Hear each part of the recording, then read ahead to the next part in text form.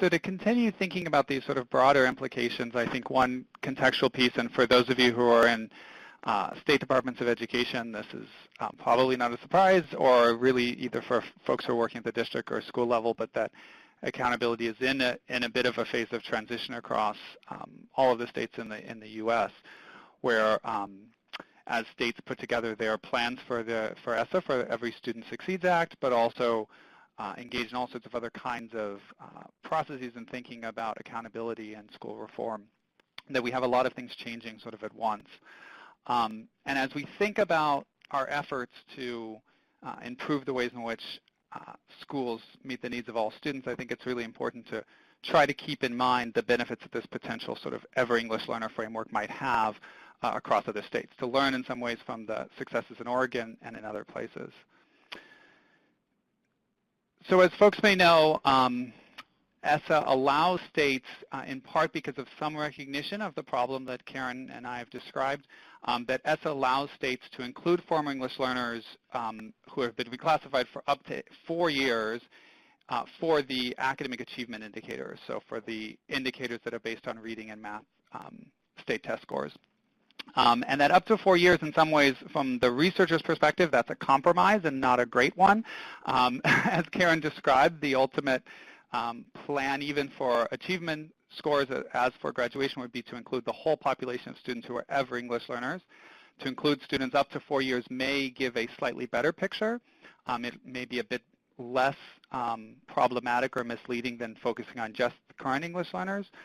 for certain purposes, but it's not going to be as ideal. So in some sense, this is a legislative kind of compromise that may provide somewhat better information, but not necessarily the ideal information. In terms of graduation, the Obama era, the Obama Department of Education had put together a set of regulations to clarify ESSA, and those regulations, because the law itself was not entirely crystal clear on whether that up to 4 years could also be included for graduation indicators, the Obama rules indicate that they could not be used for graduation rates, but Congress has since revoked those rules. So at the moment, it's a bit unclear to what extent this is an option for states to include students who've been reclassified for up to 4 years when they enter 9th grade for graduation rates. The approach that Karen and I presented today would suggest that that would be favorable, that that could actually provide some better information.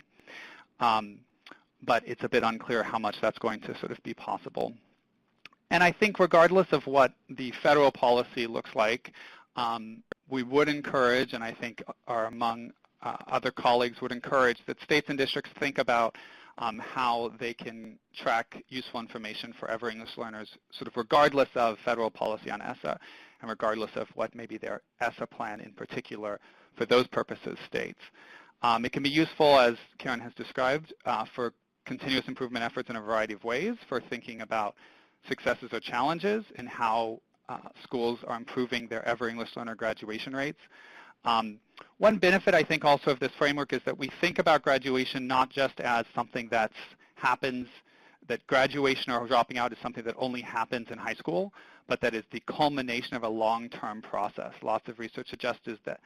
that students fall off track often before they get to 9th grade, or that they struggle either academically or socially. They struggle with chronic absenteeism, as Karen mentioned, earlier on in the process. And by thinking about ever English learner graduation rates, the additional benefit we have is to think about how are we serving students who in 7th grade are current English learners. Maybe they become redesignated in 8th grade, but the extent to which they've become academically prepared, they've had access to rich instruction, they've had support to be fully attached and engaged in the school setting in middle school, that will play into their ultimate success in graduating or dropping out from high school. So we can find districts or groups of schools or individual schools with above average ever English learner graduation rates, and they can be models for others. At the same time, we can target those who have below average rates and target them for more resources and improvement efforts. And as I mentioned, because this is thinking about graduation not just as something that's the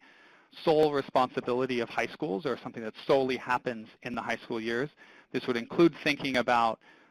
the tracks by which students go into high school, so thinking about how middle schools